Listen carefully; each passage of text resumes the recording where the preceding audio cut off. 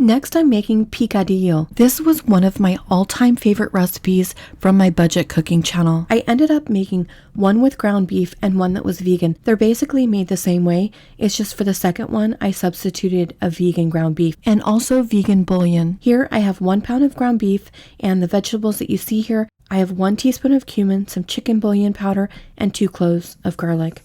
I'm using a ground beef that's 85/15 because that's what my son picked up for me, but you can use whatever you like. Just remember that fat equals flavor, so lean meat isn't going to taste quite as good. You could also substitute ground turkey or ground chicken if you don't like beef. And if you're trying to save money, you could always use half a pound of ground beef and then just use 1 or 2 more potatoes. Some of my viewers have some tricks for extending out the ground beef in their recipes, and their family never even knows it. I'm trying to think of some of them that I've heard. Some people mix in some ground turkey in with the beef. I've also heard of people using some wheat berries or textured vegetable protein. And also I've heard of people just adding a little rice in.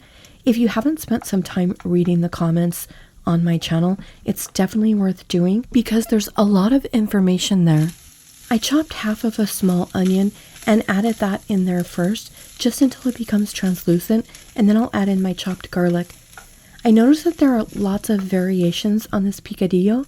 It's a traditional dish in many Latin American countries, including Mexico and Cuba, as well as the Philippines. Ingredients vary slightly, but are very similar.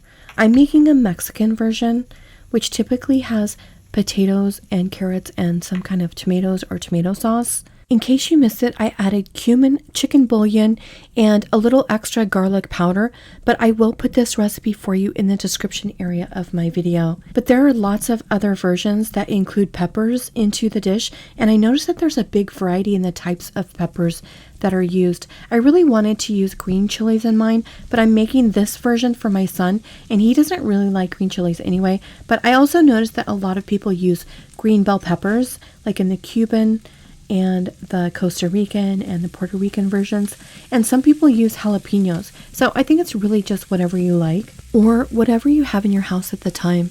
But I washed my potatoes very good and left the peel on the potatoes, and then I sliced them fairly thin so that they would cook quickly. I noticed that some people cut them in dices, and you could definitely use canned potatoes if you don't have the energy or the time to peel potatoes, but I do prefer to use fresh when I can. Plus they're super cheap right now. Another reason I like this meal is because it works for so many of my viewers. I noticed that the Philippine version uses ground beef and either potatoes or chayote squash. Chayote squash are very low in carbs, so that may be a great option for some of my viewers that are diabetic.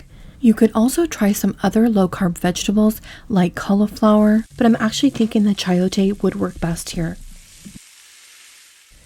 I think in my version I'm going to use some chunky tomatoes, but tomatoes are another one of those things that my son doesn't like, so I just blended those up so he'll get the flavor, but he won't have the chunks in the meal. I feel like you could add any kind of vegetable that you have on hand in here, like corn or green beans or any of that, but for my first time making this, I'm just going to try to make it as traditional as possible so that I can sample it, and then I'll have some fun with it after that. Sometimes the scent of pepper is so good, and it just smells really nice in this dish. I added my carrots in towards the end just because we didn't want them to be too soft, and then after a few minutes I tested it to see if I needed to adjust the seasonings. I added a little more of the chicken bouillon and then some extra salt. I let it simmer for a while longer and tasted it, and it was so good. I was debating on whether I wanted to add in some tomato sauce. I did notice that some people add that to theirs, but I think it's completely optional whether you have it in your pantry or not. Since I already had a can in the fridge, I decided to go ahead and add about 1/4 of a can. You may want to add an entire can. I think that tasting as you go is the way to get it right for your palate. My son just happened to be home when I was cooking, and he loved this so much. He ate a huge bowl and then took leftovers for his lunch. I tried a small sample of this with a little chopped cilantro on top, and I thought it was outstanding. I couldn't wait to try a meatless version of this. I basically made it the same way with the garlic and potatoes, except instead I added a can of Rotel.